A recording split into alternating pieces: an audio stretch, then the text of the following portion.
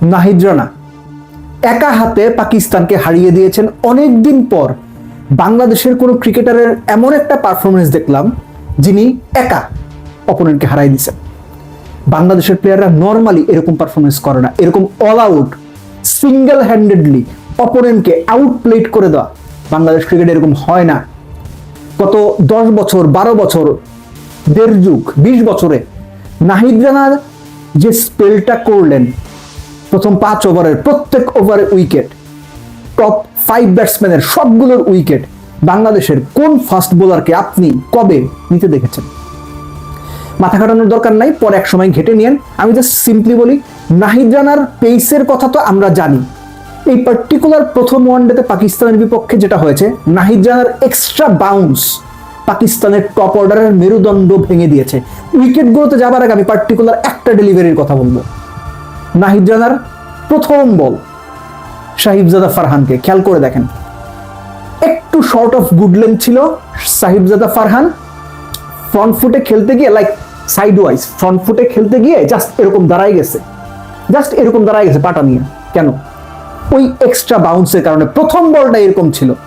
ওটা একটা proper indication ছিল যে এই উইকেটে পেস অ্যান্ড বাউন্স রয়েছে এবং নাহিদ রানার ওই 145, 47, 48 কিলোমিটার স্পিডের সঙ্গে এক্সট্রা বাউন্সটা তিনি যদি হাইটের কারণে আদায় করতে পারেন, Pakistan will be in serious trouble. শুধু সিরিয়াস ট্রাবল না, পাকিস্তান মুখ থুবড়ে পড়েছে।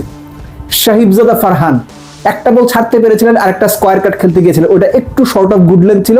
ওই যে এক্সট্রা বাউন্স, যে স্কোয়ার কাটটা কোমরের লেভেল থেকে খেলার কথা, সেই স্কোয়ার কাটটা তার খেলতে হয়েছে এরকম চেস্ট, এই জায়গা থেকে পয়েন্টে ক্যাচ।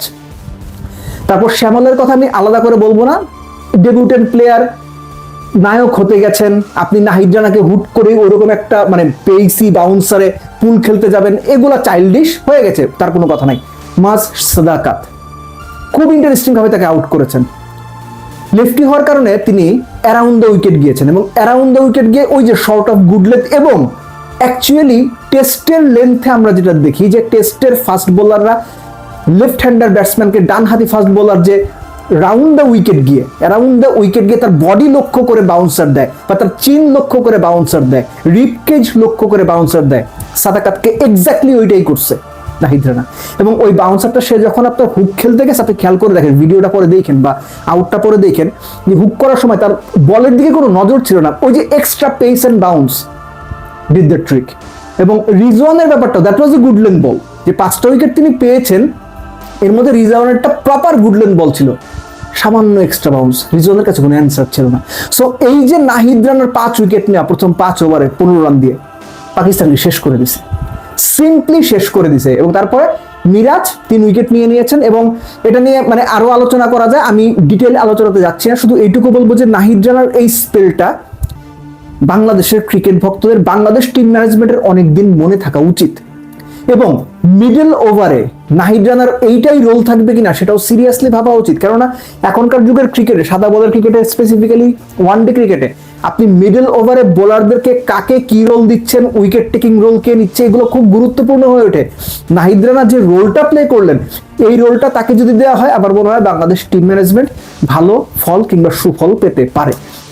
এবং আরেকটা ব্যাপার হচ্ছে যে নাহিদ রানার এরকম বোলিং পারফরমেন্সের পরে আইডিয়ালি পাকিস্তানের আর কোনো কিছু করার ছিল না। তবে একটা ব্যাপার মানে আমার কাছে মনে হয়েছে যে আরেকটু ডিফারেন্ট হতে পারতো, যে 77 রানে 7 উইকেট বা 8 উইকেট চলে যাওয়ার পরে আপনি অপোনেন্টকে 100 করা কেন হল্লা করবেন? আপনি তো আপনার বেস্ট বোলারকে নিয়ে আসবেন, মুস্তাফিজকে নিয়ে আসবেন, সেখানে মিরাজ তার বল করে গেছেন, কি কারণে এটা আপনারা জানেন, ওই আলোচনাতে ডিটেইল আমি যাচ্ছি না, পরে সুযোগ পেলে এটা নিয়ে আরেকটা আলোচনা করবো। ব্যাটিং পয়েন্ট অফ ভিউ থেকে আমি যদি বলি, বাংলাদেশের সবচেয়ে ভালো যে ব্যাপারটা, 114-15 রান আস্তে আস্তে খেলি, নো, বাংলাদেশে যে 15 ওভার 1 বলে খেলা শেষ করেছে, এজন্যই তাদেরকে একটা তালি বাহবা।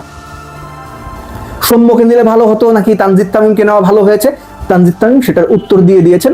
বাট আমার যেটা মনে হয়, সৌম্যকে ড্রপ করে তানজিদ তামিমকে খেলানোর কারণ রিসেন্ট ফর্ম।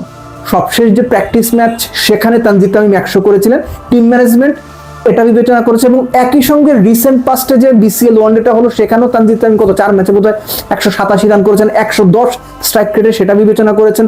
এবং রিসেন্ট পাস্টে ডোমেস্টিক ক্রিকেটে সৌম্যর যে বাজে ফর্ম, সেটাও তারা বিবেচনা করেছেন। এই সবকিছু মিলে তানজিদ তামিমকে সুযোগ দেওয়া হয়েছে এবং তানজিদ তামিম 150-র উপরে স্ট্রাইক রেটে 67 রান করে তার সুযোগ পাওয়া মানে সুযোগ পাওয়া যে জাস্টিফাইড ছিল সেটা বুঝিয়ে দিয়েছেন।